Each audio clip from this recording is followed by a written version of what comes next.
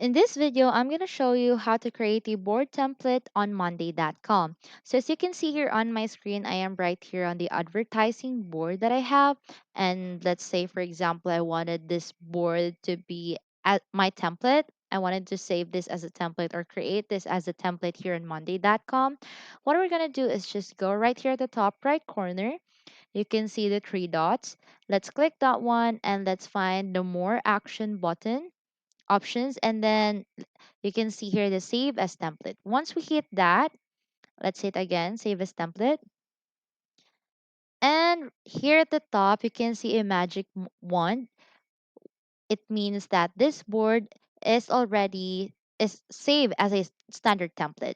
So the next time if you wanted to create a board and then you wanted to use the template that you have created on monday.com, just go here at the plus icon and then choose from templates and templates created in your account. So on my end, I have here two boards that I have saved or created as a template. Then I could just choose um, either of these two that I have, and that's it.